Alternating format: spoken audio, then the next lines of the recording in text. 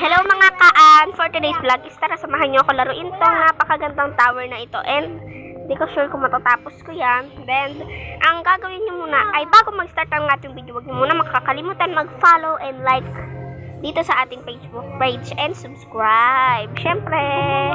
And for today's vlog is, ang gusto kong naman iparating sa inyo, ay mag-start na pala tayo. Ang gusto ko lang naman iparating sa inyo na mag-shoutout kayo dyan and papansinin ko naman kayo. I-screenshot ko yan tapos papakita ko kung sino yung mga sumusuporta sa akin at gustong mag-shoutout.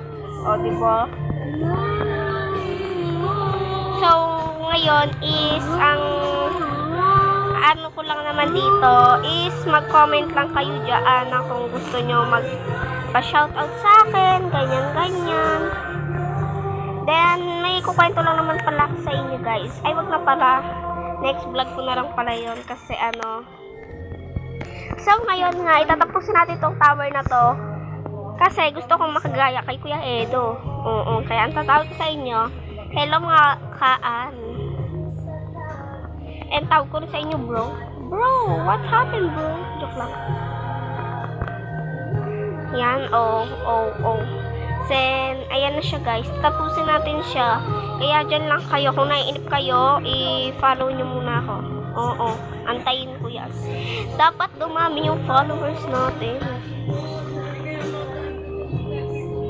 Guys, naiinis din ba kayo kay Cassie and Chloe? Yes, napaiyak nila si Angel. Kaya gusto ko na sana dapat na dumating si Mateo para kay Ate Angel. Kasi kawawa naman si Angel. Laging kinakawawa ni Cassie, diba?